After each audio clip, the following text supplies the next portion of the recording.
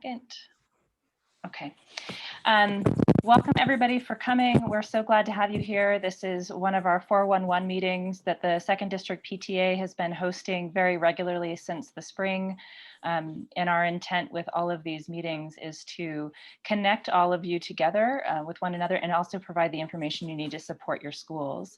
And so today we are hosting one of the final conversations about the new proposed student assignment policy for elementary schools that the school board will be reviewing. You'll hear more about that in a minute. So that is the topic for tonight that we know a lot of people have been asking questions about. You'll learn more about.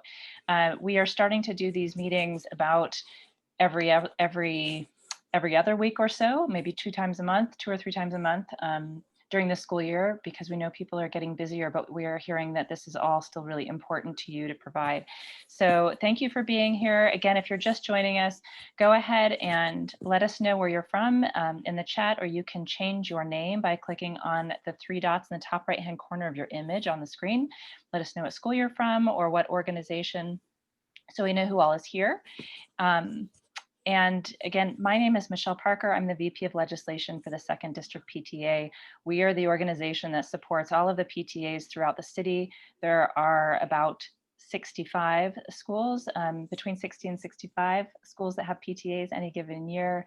And we help and support the leaders at the schools, as well as provide training for all of you. And I help lead a lot of the advocacy efforts.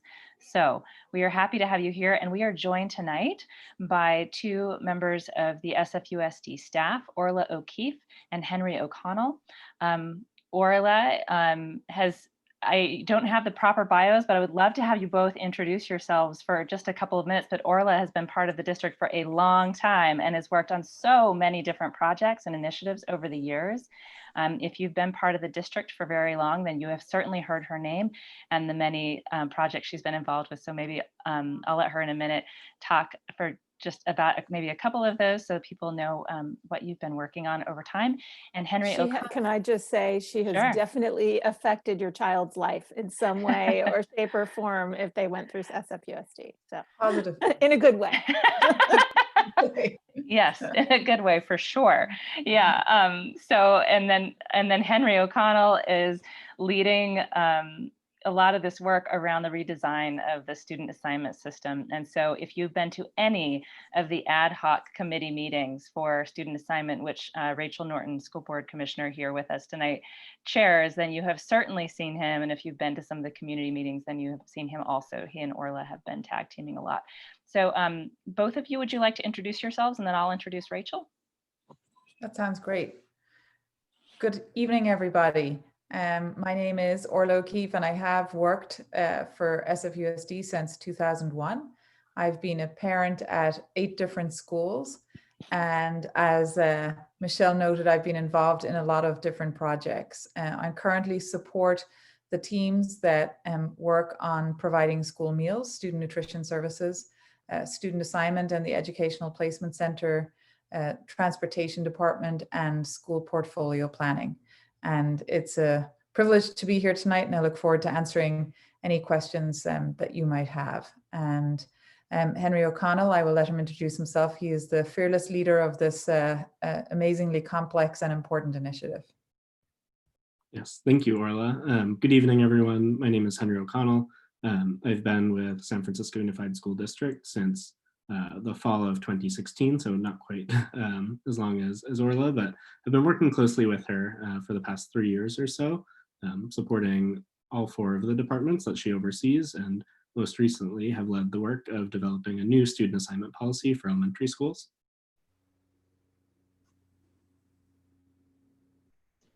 Great, thank you both. And I'll just, before I introduce Commissioner Norton, just want to say I have attended so many of these meetings around the student assignment policy over the years, but certainly over this time of the redesign, and want to share my own appreciation for the way that you all have communicated about the process. There's maybe you'll talk about this during the presentation, but there's a blog series that explains the history, all kinds of context around this. There've been a speaker series.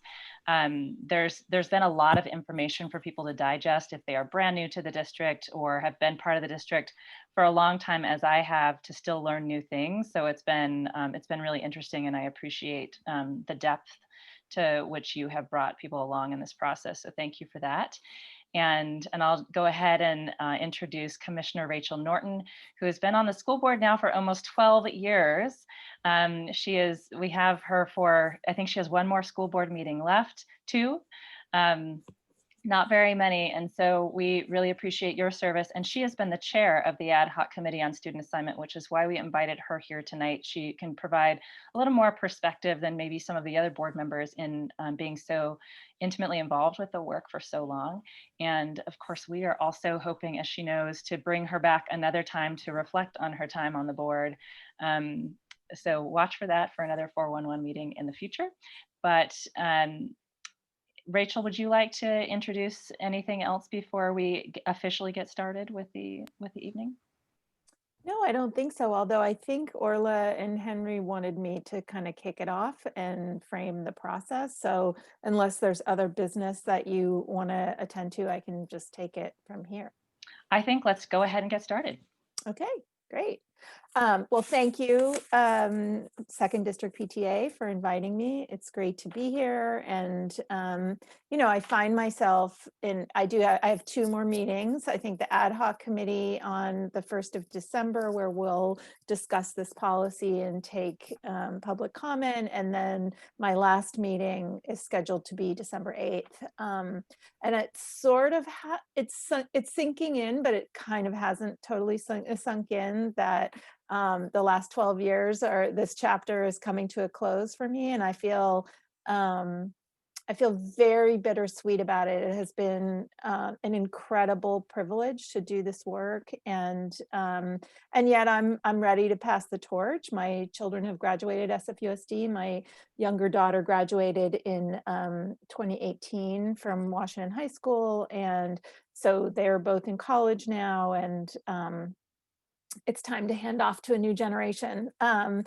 it will be nice to get my Tuesday nights back. So with that, I thought that I would just kind of talk a little bit about why we're here today, why we are, you know, how we got here to redesigning this system. And I think I'll start with when I first was elected to the board in 2008, there was a lot of dissatisfaction with the student assignment system at that time. At that time, we had a system that was basically almost 100% choice. And there was a diversity index that allowed families children whose family situation fit in certain categories, some ability to have expanded preference, but it was very complicated, very confusing. And it was one of the big issues the year that I ran in 2008, that the board had already decided that it was going to take on redesigning the system. So as soon as I was elected in 2009, we started working on that project. And at the time, I was a parent of elementary school children. I was very active in Parents for Public Schools. And at that time, the choice was really valued as something that we wanted to keep as a lever in the system. And I was a proponent of choice, believing that families needed the ability to be able to fit their circumstances to whatever school circumstances their child needed. So we redesigned the system to launch the system that we have today. And I would say the 2 most controversial parts of that system at the time were the middle school feeder program and the CTIP preference. CTIP, I think, remains controversial because there's concerns about fairness and that folks can game the system, although it has had some effect, particularly for African American families, in getting a choice, a higher choice for them. And the middle school feeders, surprisingly enough, became very, very popular. And I think most people feel are a part of the system that works well today. But over time, in the last decade, since we launched this new system, I have certainly come to see that choice is actually not a great lever for integration and increasing diversity at schools. We have, lots of evidence that shows that families choose to be with other families that are like them. They don't necessarily choose to be in schools where they add diversity. And there's some really bad outcomes from choice that including, there are some schools that are highly chosen and oversubscribed, and there are other schools that are not chosen. And schools that are not chosen end up bearing a deep burden for our system, because they end up being schools of last resort. And the families that don't have the ability to make a choice, or the ability to research a system and travel and look at schools, whatever their reasons are for not making a choice, end up together in schools that are not chosen. And so we have schools that are severely under-enrolled. We have schools that have high percentages of African American, Latino, and Pacific Islander students, high percentage of low-income students, and high percentages of special education students. And all of those things make it more difficult to provide a truly equitable and excellent education to every child. So in 2018, Commissioner Haney was on his way to City Hall. He was running for the Board of Supervisors, but in the course of his last few months on the board, he really decided that this was something he felt was really important for the board to take on. And I remember him saying to me, the superintendent thinks it would be a good idea to look at this again, but nobody on the board has asked him to do that. We haven't actually designed a process. And I think we should call for a process to redesign the system.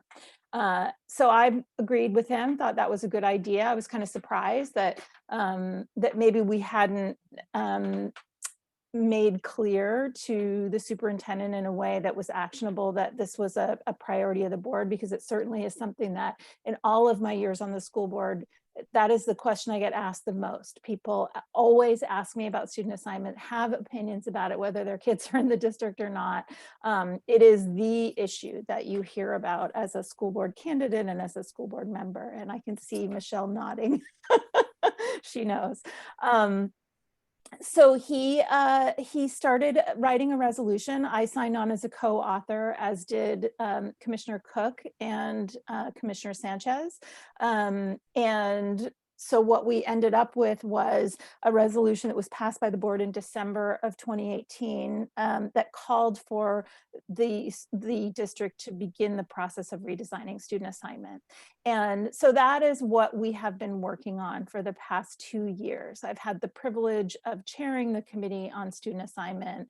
And really my goal in all of this has not been to get my ideas into the eventual student assignment policy, although I have plenty of ideas, all of us do, because you can't not have ideas and be in this role. But really it was to lead a process that was both true to the goals of the resolution, to lead a process that would end up with something better than what we have today. Although I am sure that with the policy that you'll hear about in a few minutes, we're going to end up with unintended consequences, because that always happens with student assignment. We just don't know what they will be.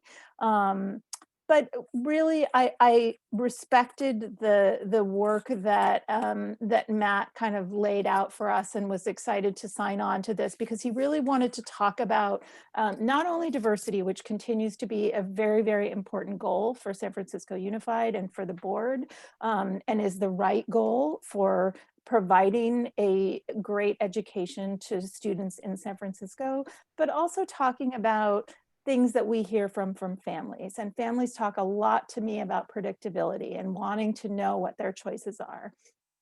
And some families care a lot about proximity. Others don't. I mean, proximity, if you care about it and you want a school close to home, it's because you like the school that is close to home. If you feel like you have better choices elsewhere farther from home, you tend to not be as much of a proponent of proximity.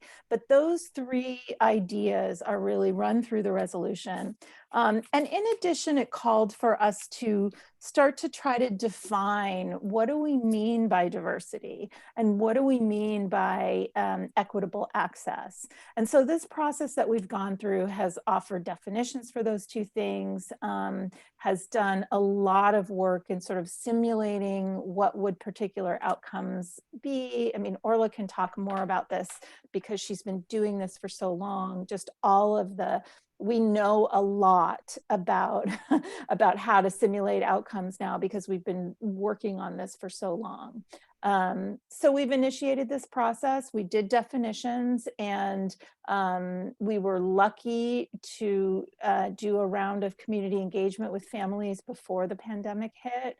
And we have just completed a second round of kind of informing families about what we're talking about. We've tried to be very, very inclusive with the student assignment committee meetings and all of the great information that's been developed that's on the district website.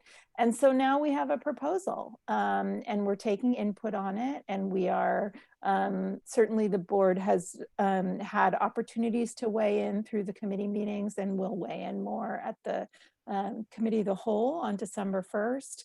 And we're looking to adopt this new policy on December 8th, that again, Henry and Orla will describe. And I think there's a lot of details that still need to be worked out. This is just a broad policy, but we don't know exactly, you know, I can't tell you today that I know what school your child would attend after this policy, assuming it is adopted by the board. But it does raise a, hold on, this is what home is like. I'm in a meeting, sweetie. Okay, well, we can talk later about that, okay? I'm in a meeting with a lot of people presenting right now. The new cat threw up, sorry. Maybe that was TMI. Anyway, I will complete to just say there's a lot of great detail in here. I think we've done some really good work. I'm excited to hear what people think about it. And I'm excited to, from the sidelines, watch the next phase of actually implementing this policy, assuming it's adopted by the board. So with that, I will hand off. And Henry, I think you have a presentation. Yes, I do. Thank you so much for that introduction, Commissioner Norton. There's kind of a long and complex history that brought us to this point, and I think it's important to just kind of talk about it and lay out for folks. We didn't just come up with this policy yesterday, but it's really the result of lessons learned over decades, really, from the diversity index lottery to our current student assignment policy to this kind of 2-year policy development process. I think, Michelle, do you have yeah, do you want me to share it? That would be great. Thank you. I know you were sharing a bit before the meeting about how to share your screen and keep your talking points, and I have not mastered that yet. So if you can share a screen, I'll have my talking points up. Happy to do it. All right, it's loading. Do you want me to start there on slide 4? Yep, that's perfect. So I think, as a couple folks mentioned, we are just concluding our most recent round of community engagement, which is really focused first and foremost around informing families about the changes that the board will be voting on December 8th. And so our hope is that through this community meeting, families will learn a bit about the proposed changes to student assignment, the timeline for the Board of Education to vote, and in turn, staff, SFUSD staff, Orla and myself, Commissioner Norton, will learn from you about what your hopes, ideas, concerns, questions are about these potential changes. And if we click through to the next slide, we've prepared just a short video that explains a bit about how our current system works. We like to start with this just to make sure that everyone is starting with the same information about how students are currently assigned to schools before we explain what the changes are and ask for any input or feedback on the new system. So if we could cue that up, it's just a 2-minute video about how our current system works.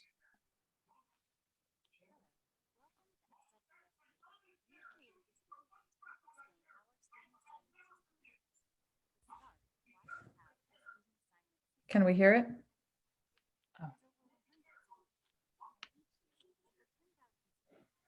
Can you hear it? Okay, hold on one second. Whoops, hold on one sec. It keeps Going. hold on. Determined. Yeah, it keeps hiding the pause button for me. Hold on. Just 1 second. Let's see. I have to change the setting to make sure that we can optimize screen share for video clip. Okay, let's try that again. You're just quite the pro here, Michelle. Well, we'll see. Here we go. Can you hear it now? No. Oh, That's okay. We can maybe just talk through it really quickly. And I think, okay. I imagine most members of the PTA have been through the student assignment process themselves for their own children. And so maybe our audience tonight is probably more familiar with the current system than some previous audiences that consisted of prospective families. So I guess just to summarize, under our current system, families can request any elementary school in the district. There are 72 different elementary schools in SFUSD, and families aren't guaranteed a seat at any one of them. Every student is assigned to their highest ranked choice, as long as there is space available there. And if there are more requests for a school, then there are open seats. Our student assignment system uses a series of preferences, which we call tiebreakers, to prioritize who gets access to those seats. And so there's a tiebreaker for younger siblings. There's our CTIP tiebreaker, which stands for the census tract integration preference, and is given to about 20% of students in the census tracts of the city with the lowest average test scores. There's a tiebreaker if you're applying to the school in the attendance area in which you live. And then there's also a pre-K tiebreaker, pre-K attendance area and pre-K citywide. So series of tiebreakers, and students, if a student doesn't receive one of their choices, the system will try and assign them to the closest school to home that has available space. And so that's just a bit about how our system currently functions. So if we click through to the next slide, as Commissioner Norton alluded to, the current system definitely isn't perfect. And in 2018, the Board of Education passed a resolution which launched this whole process to develop a new system. And so here on the slide are some of the problems that we're working to solve, that we're hoping that the new system will be able to address. And so one is that schools are segregated by income and also by race and ethnicity. The current system is complicated for families and it isn't predictable or transparent enough. There are 72 different options and you're not guaranteed a seat at any one of them. Choices seen as increasing inequities because the families who have the most time and resources, ability to go on school tours, ability to drive their child across town if they want to, are most able to take advantage of a full choice system. And lastly, we know that when families are traveling all across the city, that's a barrier to creating strong community connections. And so these are just 4 of the ways in which our current system isn't working. So if we go through to the next slide, we did a large round of community feedback in spring, just pre-pandemic in January and February, and talked with about 600 folks in person. And so what we consistently heard is that the most important thing for most families is to have access to high quality schools in every neighborhood, and that student assignment is only a consequential issue because not every school is perceived as being the same in quality. We also heard from a lot of families that choice can be inequitable because not everyone has the same time or the resources to engage in the choice process. At the same time, we know that most families want to be able to choose a school that works for them. We also heard from African American and Latinx families who wondered why the district was redesigning student assignment and who were distrustful of the district's motivations for doing so. A lot of families noted that a neighborhood-based system would be harmful to those who had the least resources. And then lastly, we heard that all else equal, most families would prefer to send their children to school close to home. However, families wanted to be confident in the quality of the school before they would send their child to a neighborhood school. So these were some of the key themes that we heard back in the spring as we were working to develop a new system. And so this is we'll take a quick break. If folks have ideas, questions, feel free to jot them down before we go through to what's in the new policy. I'll just take this second to remind everybody, you're welcome to put any questions or comments you have in the chat box throughout this whole presentation, because we'll have some Q&A after the presentation. So go ahead and jot them here and we'll catch them in a little while.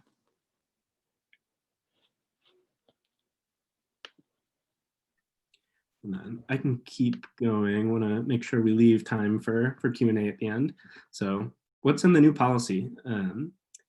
The new policy would move away from our current district-wide choice process for elementary school. And instead, SFUSD would develop zones and allow families to choose from the elementary schools in the zone that they live in. Families would still have choices of K through 5 and K through 8 schools, language pathways, appropriate special education programs, depending on their child's needs. However, instead of choosing from all 72 elementary schools in the district, each family would be presented with a more manageable list of choices, and families would end up being assigned to one of the schools in their zone. A small number of applicants would receive these tiebreakers, these preferences for their requests. And then the policy is also designed to help assign students so that our schools reflect the rich diversity of our city. And to do that, the assignment system will use something that we're calling diversity categories to assign students so that each school resembles the makeup of the zone that it's in. And so that is kind of at a high level what we're recommending. And in the following slides, I'll go into more detail about each of these 3 features. So one of the biggest changes from the current system is that SFUSD would create assignment zones. And this means that instead of choosing from every school, families would be given a more manageable list of choices. Creating zones will help make the assignment process much more predictable for families and also for school sites. And it will help create stronger community connections. Each family will still have access to all of the different types of programs they're eligible for. The only difference is that families will choose from a smaller set of schools, so the process is a bit simpler and more predictable. If we click through, we can see that no matter where a student lives, they'll have access to all of the different types of language pathways that they're eligible for. And so this includes dual language immersion and FLES programs, which are open to all students, or biliteracy programs, which are open to English learners and bilingual students who already speak the target language. Just like with our general education programs, for language, families will receive a smaller, more manageable list of choices based on the zone that they live in. And to accomplish this, to make sure that everyone has access to all of the different types of programs that they're eligible for, that might mean that SFUSD has to draw different zones for different types of programs. And so we can see on the screen just a an abstract illustration of what that might look like. The child has a home zone and also a language zone. If we click through to the next slide, we're also going to ensure that every student will have access to a K-8 school. And again, that's based on the zone that they live in. And then lastly, on the next slide, every student will have access to appropriate special education programs based on their child's IEP. And if we go to the next slide, while the structure here might seem complicated with all those different overlapping zones, the choices that are provided to families will actually be much simpler. And so to apply, families just need to rank the schools in their zone in the order that they prefer them. And so families will receive just a short list of choices, kind of like the one on the screen. This is an abstract example. It might not be exactly 7 choices, but it will be a shorter, manageable list of choices that has access to everything. And families will just rank the schools. And our hope is that this will make the process simple and easy for families.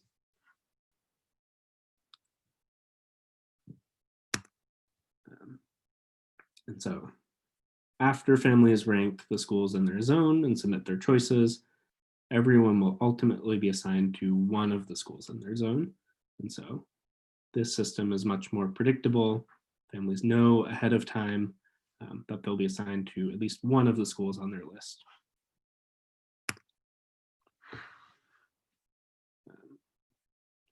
So now that we've talked about which choices will be available for each student, you might be wondering, how will students be assigned to one of the requested schools? The process will look at families' choices and use 2 important features to help assign students to schools. Once every student submits their requests, the assignment system will try and match everyone with one of their top choices. And as long as there's available space, that's where students will be assigned.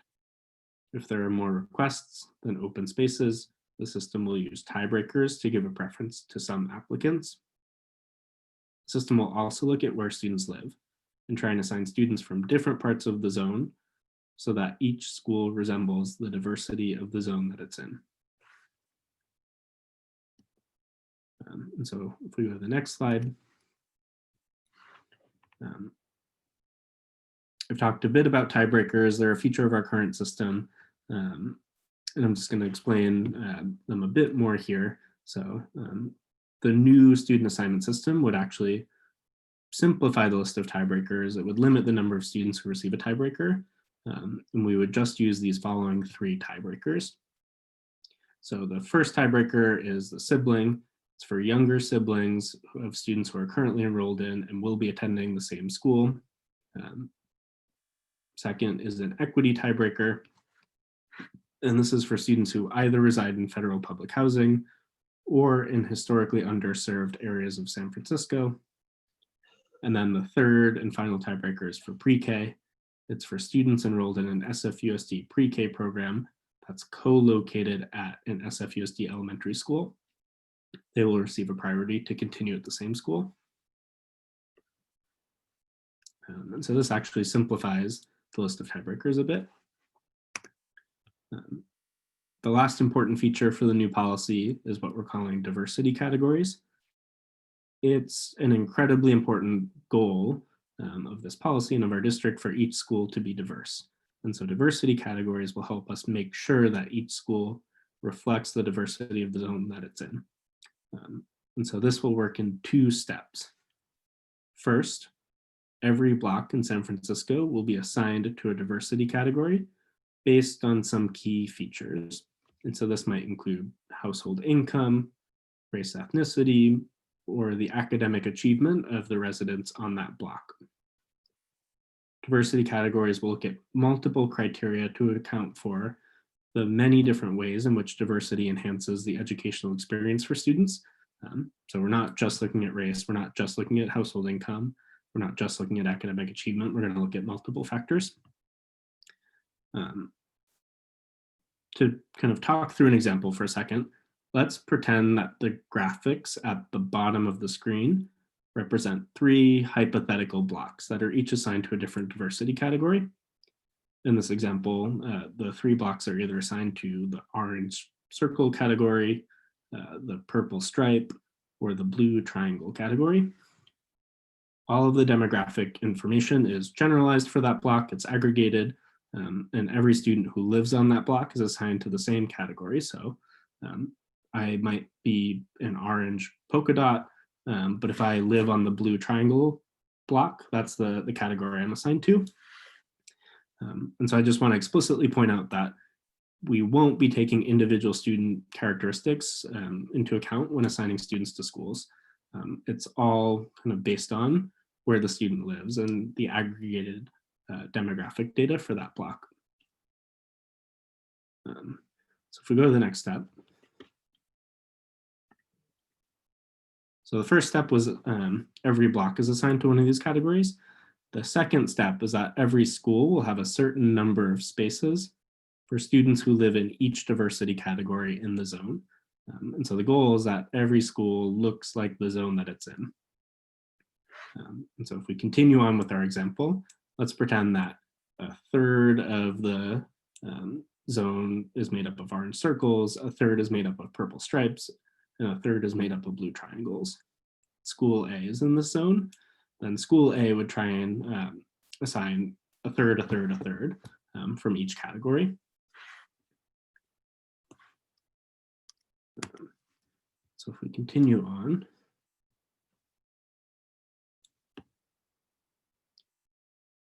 our hope is that this new policy can help us achieve these 3 goals: diversity, predictability, and proximity.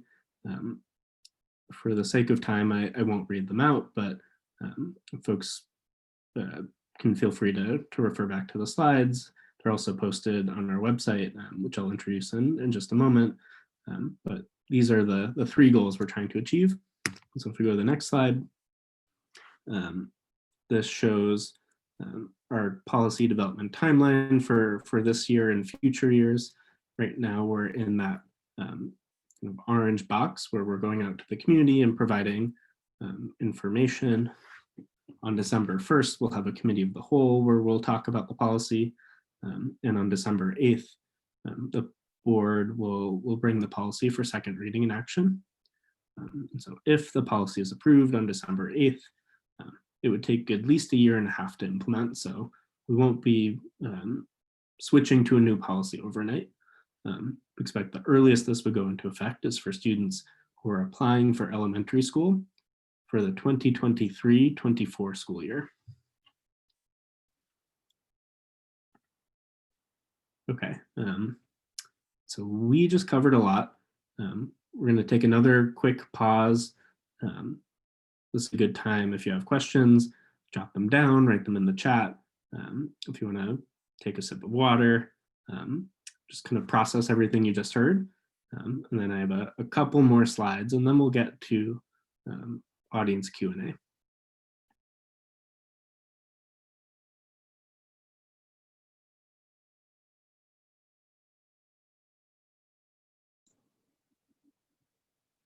I have a question.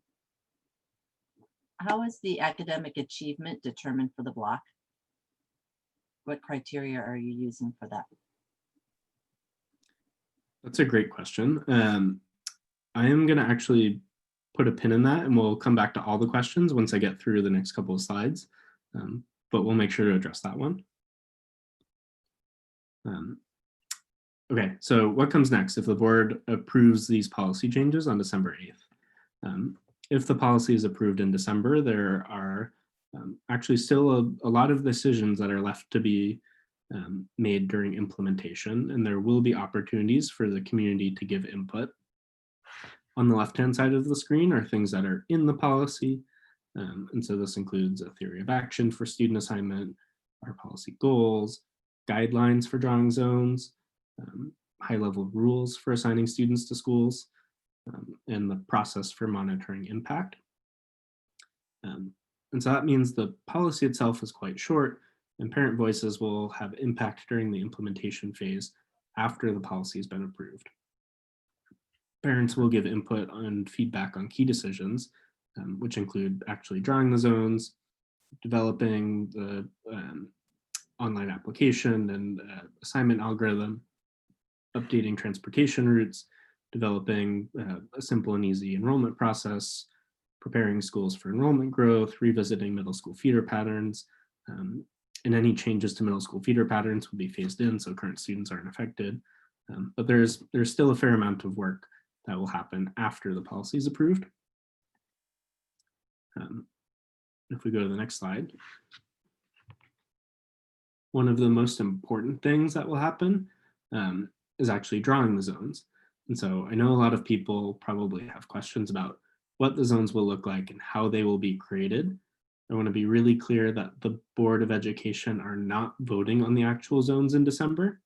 Instead, we're voting on a policy that includes guidelines for drawing the zones. And so here are the guidelines that we'll use. We want each zone to reflect the rich diversity of our city.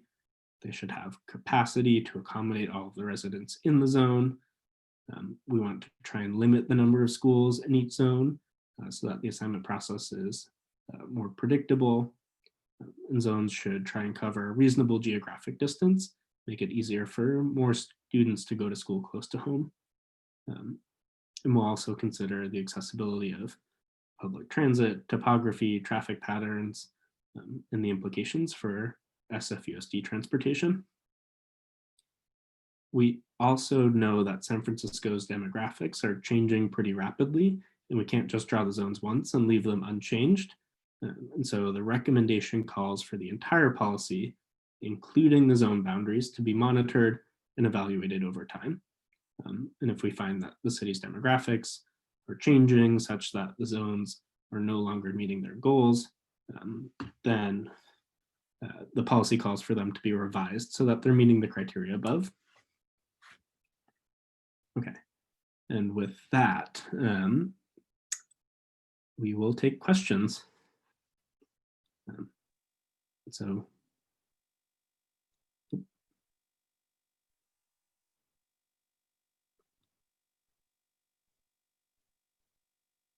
There are a couple I of questions in the chat. Michelle, we can't hear you. Are you just speaking? All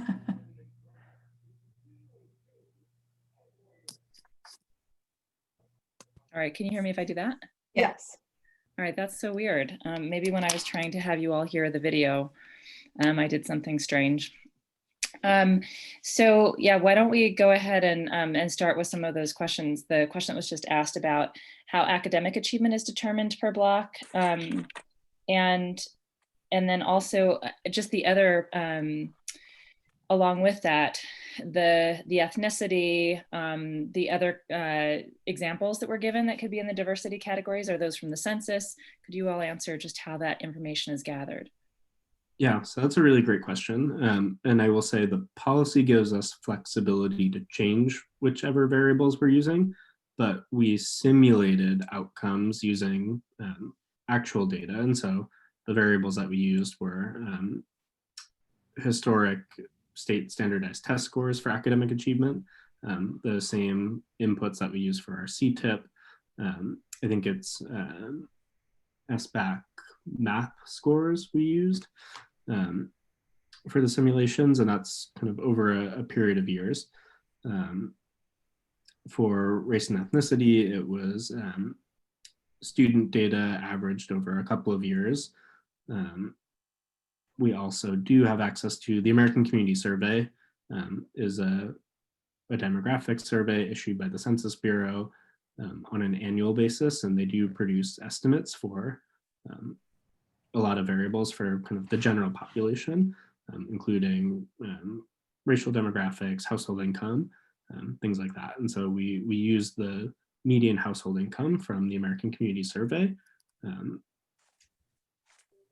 as a proxy for socioeconomic. Okay, great. And so, so for the academic data, you have been using, the district has been using the SBAC math data. So it's not necessarily, I was wondering if it would be the higher ed, you know, higher education experience of people who live on the block and, like parents' education level, which is something we have looked at in the past, with other systems. So it's not that, it's actually public school student SBAC data. So it's not we don't have a way to evaluate other children who may live on a given block. That's what we use. Yeah, I'll say that. And with the caveat that we didn't have time to simulate a whole bunch of different kind of diversity categories. That's what we picked for our simulations, and that's what we stuck with. And we said, yes, it looks like if we throw a bunch of different variables in and use them in this way, it seems to improve the diversity of our schools. During implementation, that's when we'll really, when the rubber hits the road, and we'll have to make some choices about which ones we actually want to use. The American Community Survey does include adult education levels. And so if we do think that, that's a better proxy than student academic performance, that data is available to us as well. And I think the important point in what you just said is that the policy is flexible and allows you to make adjustments in the data you're collecting to get the results that you're looking for. Correct? Okay, thank you for that. And then there's another question here, but I think perhaps it was answered in the last slide or two, but the question about how many schools are in each zone. For folks who may have attended some of these earlier sessions, there were multiple scenarios or concepts that were proposed, kind of small, medium, and large zones. And so do you, Henry and Orla, have an idea on the range of size of zones? You haven't nailed that down quite yet, right? That's right. Orla, did you want to look like you were about to jump in? No, go ahead. Yeah, that's right. And again, the policy leaves some flexibility. It's not prescriptive in saying that there shall be 5 schools in each zone or there shall be 10 schools. I think during simulations, the range that really seemed to be promising was kind of 7 to 10 schools per zone, somewhere in there. And plus, I think, oh, go ahead. no, I was just going to say, I'm sorry to interrupt you, Henry. I was just going to say that I think the direction from the board in the policy development was a preference for somewhat larger zones because the simulation data showed that they were much more conducive to achieving diverse outcomes for enrollment.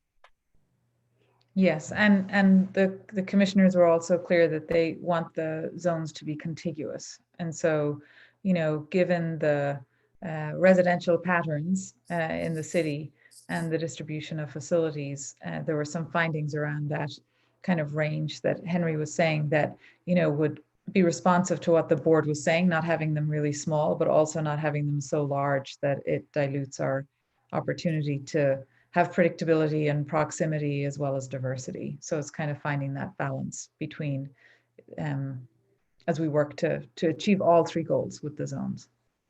And not to get ahead of ourselves, but I think also, there's some parts of the city where there are a lot of children and somewhat smaller schools. So, we might need bigger zones to accommodate the children on one side of the city than in another. So it could also vary, I think, depending on geography. Is that correct? Absolutely, yeah. The one thing is that they will be unusually shaped. That's what we know for certainty. It's not as though there's going to be, a set of schools placed beautifully in the center of a zone, just because of the way the city is organized, and our traffic patterns will be taken into account, as well as residential patterns and our school facilities, which are, fairly fixed. So, changing size and location of facilities is not something that's easy to do. Or yeah. That's an understatement. Yeah. Absolutely. And actually, Orla, that leads me to one question that I have around how you all are looking at population growth in the city and considering that. And I know you've talked about that this can be adjusted and changed over time, when we're looking at the city and how the demographics of the city and in certain neighborhoods may change. But how are you also considering population growth? And as Commissioner Norton, or as you were both just saying, like there's a lot of students, may live in certain parts of the city where there aren't as many schools. How are we considering that? Yeah, so I mean, I think one of the challenges with student assignment is that it takes an incredibly long time for the organization and the city and the community and families to understand kind of how it works, and changing it is like turning an ocean liner around. And at the same time, if we don't allow it to be nimble and dynamic, we end up with things becoming outdated fairly quickly. So we are going to, an important part of this will that we'll have to monitor the zones every year and keep adjusting them based on changes in population.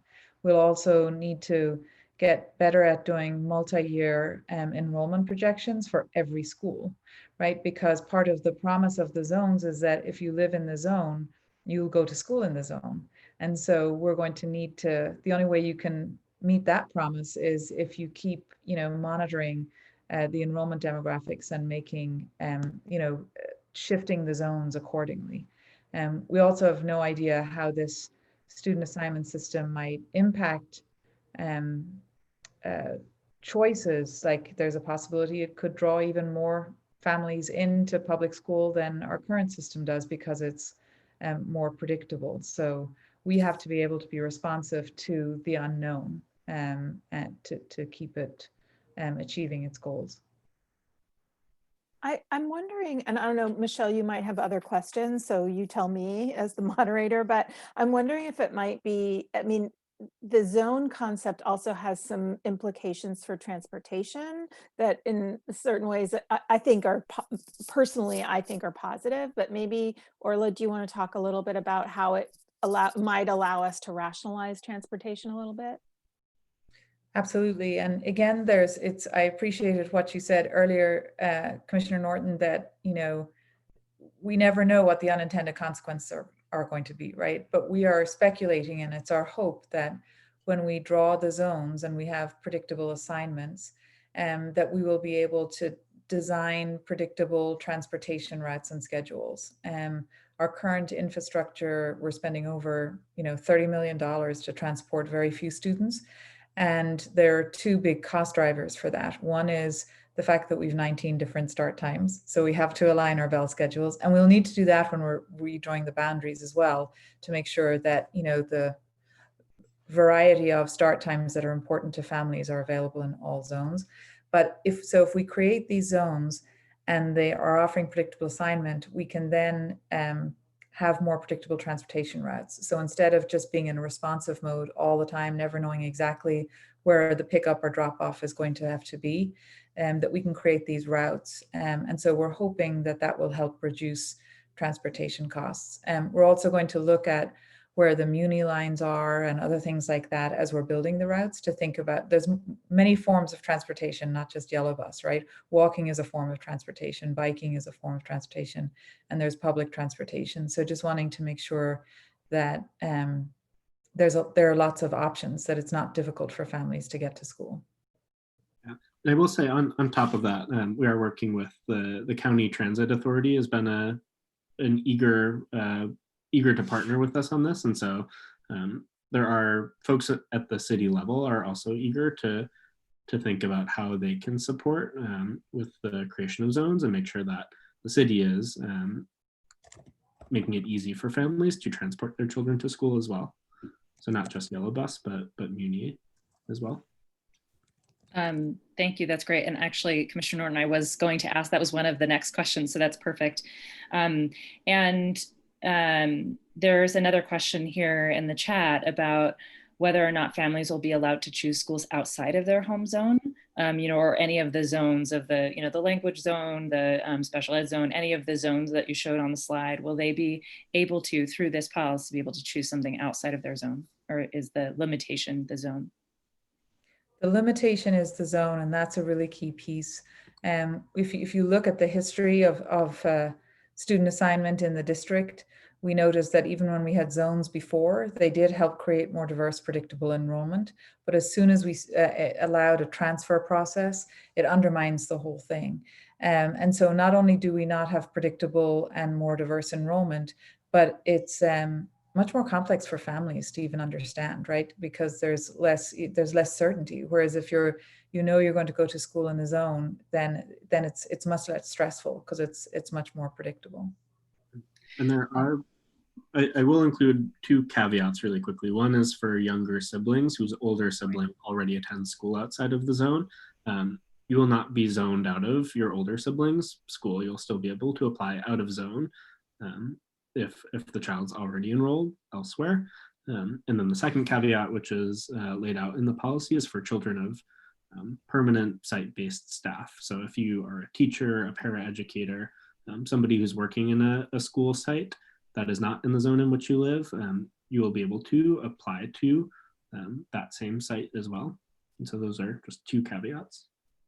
Yeah, I would just, can I just add, I mean, the resolution is very explicit to say that no one will be required to change schools as a part of this new policy, but also to what Henry's point about siblings and also the middle school feeder. I mean, while we may have to change feeder patterns as we reorganize zones, if you are,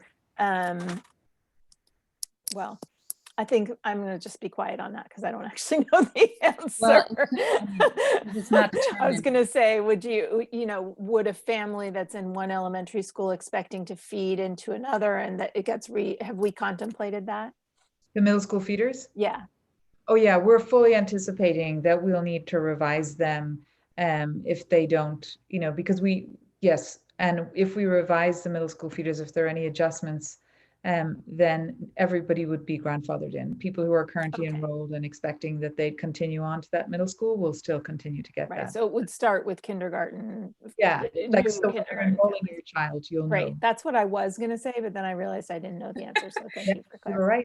You're right. That's what I would expect. For instance, my oldest started middle school before the middle school feeder pattern policy was adopted. He was the last group before the middle school feeder pattern policy was adopted. And so my younger two were grandfathered into, because as siblings, they went to his school, even though it wasn't our elementary school's feeder school, which logistically was just so much easier. We had no issue with going to the new feeder school. It's just logistically, it would have been so difficult. And so we had that sibling preference, which I would imagine something like that. It might be a similar experience for somebody, right? Right. But that's all to be determined. Great. But what that means, and just to be clear, what it means is that it will take a while to see the effects of the new system in terms of diversity and its effects on schools, because the more sort of grandfathering you build in, the longer it takes to see the actual effects of the new system. Mm-hmm. And I will be interested to see how this all shifts, because as you all know very well, when we watched the patterns of behavior shift when we adopted the feeder pattern policy, right, there was we're really uncertain what this is going to be like. Do we really want to do this? And then when we watched, after we got like 2 years, 3 years into the policy, the vast majority of people were choosing their behavior patterns reflected. People were very upset about the feeder patterns, which we forget now, but at the time, because it was so new and they felt like people felt like their choices were being constrained, and there was a lot of opposition to it. I can remember being I facilitated a bunch of those community meetings. So I remember those. I remember people being very, very skeptical that it would work. And it was this amazing kind of shift in behavior as cohorts of people started, from one school going to a middle school together. And I could imagine in a community, people going together because they live near their neighbors who are going to their school. Right. And I think another thing that's important to note about the middle school feeders, it wasn't that we just changed student assignment. We changed a lot with the middle schools, right? We started the middle school redesign initiative. There was investment, a recognition of some inequities that existed across schools, and that was calibrated and addressed.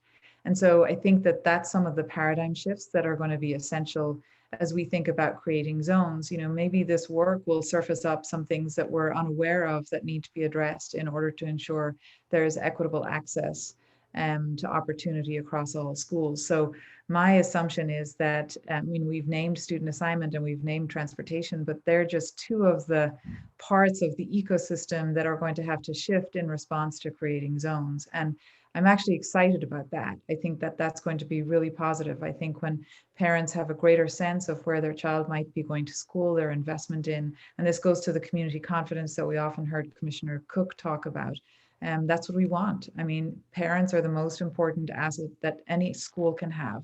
Like that's what creates an amazing school, are the parents and students that are there. And so it's really important that the community embrace this. And if the community embrace it, like it'll be transformative at all levels. And that's why, you know, a real priority for Henry and I is just, and that's why he's invested so much in communicating. And as, you know, Commissioner Norton, you pointed out, or I don't know whether it was you, Michelle, you know, the blogs and the web pages and the panel discussions, like we really want the community to know and understand and be part of this transformation.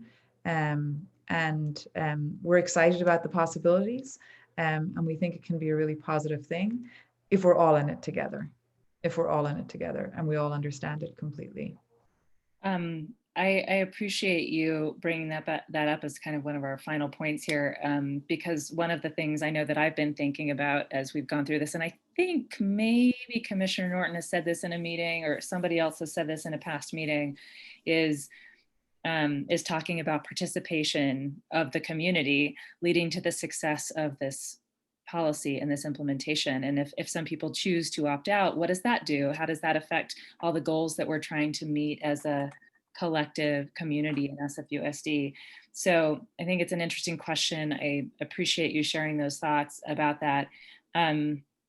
We're coming up, we're a little bit over 8:30, and so I want to close, but I also want to just everybody who's in the meeting, if you have other thoughts you want to share, if you haven't shared them in the past, you can jot them here. If there are hopes that you have for this policy, you can share them again here in the chat, email them to me, and I can easily get them to Henry and Orla. If you haven't shared them through some other community info session that's already happened around this topic. But there is certainly a lot, and we didn't even start to tackle how the community will be involved in the implementation process. But I do know recent meetings we've been sitting in, you know, the discussion around that is making it's, I can say that as a parent leader in the district, the district is committed to finding a way to make sure that parents and the community are involved in the implementation and are looking for ways to make that explicit in the policy proposal as it comes before the board in the beginning of December. Do you want to add anything to that, Orla, per the last meeting we were having?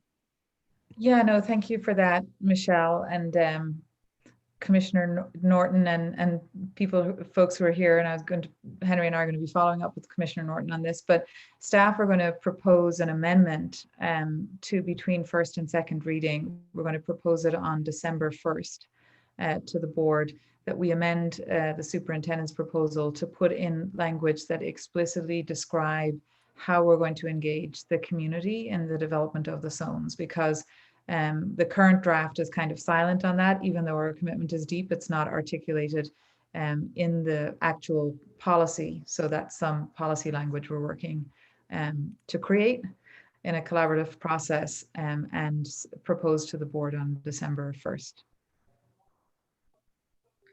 That's great. Thank you for that. And I know that everybody involved will look forward to those opportunities, and the PTA will certainly be happy to help facilitate communication around that and make sure that parents can be as involved as possible as we consider, you know, all of these changes and how they actually affect our families, you know, every day, and how it makes it more possible for us all to be more engaged in our own schools and in our own communities and support everybody in our communities, you know, and wouldn't it be amazing if we saw this policy start to increase enrollment in our public schools? That would be fantastic. We'll see. We know it's not an overnight process, but it would be a wonderful outcome. So we will see how that goes. So we'll go ahead and would any of you like to offer any final words before we close up for the night?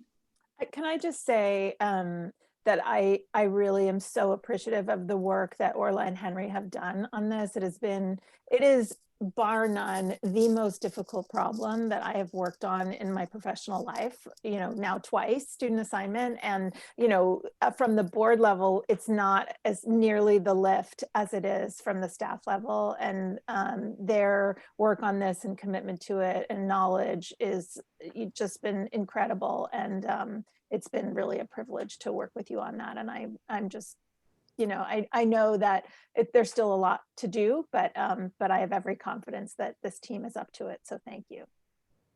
And thank you for your amazing facilitation and leadership and support, Commissioner Norton, over the last few years, actually over the entire time that you've been on the board. But as the chair of the ad hoc committee meeting, just the amount of time and thought you put into helping us prepare and map out the work every year, thinking about the scope and sequence and making sure that we had a thoughtful process and were able to engage the board in a meaningful way in the work was invaluable. So really appreciated all the thought and time you put into it. Well, Mutual Admiration Society. So. Yeah, that's great. Thank you both, and thank you, Henry. I put a link in the chat a little earlier for the student assignment blog. Were there maybe 6 installments of that? I can't remember how many posts there have been. How many, Henry? I think we have 5 out so far and a few more in the works. Okay, awesome. So I put that link there. If you go to that same page, you can find access to all of the other information we were talking about. It's very comprehensive. So if you get bored over Thanksgiving, fall break, or even if you don't get bored, I think it's really, really interesting. It's interesting to see historical patterns in the city, across the country, see what choice patterns have resulted in what kinds of things for students. And, there's fascinating information. So take a look if you have a few minutes to do that. And I will put, when I send out the recording of this meeting, as I always do, along with the slide deck, I'll also include a few of the links to the ad hoc student assignment committee page so that you can follow if you'd like to participate in the meeting where they review the final information before it goes to the full board for vote, as well as the page that has all of the blog and other information. So we appreciate everybody for coming tonight. Thank you so much. We'll let you know we're going to do a couple 411 meetings in December, topics to be determined, because I'm waiting to hear back from some speakers. But we will have a couple in December before we break for the winter holidays. And thank everybody for coming, and Henry and Orla and Rachel for taking time out of your evening to be with us. Absolutely. My pleasure. All right. Thank you. Good night. Okay. Bye. Good night, everybody.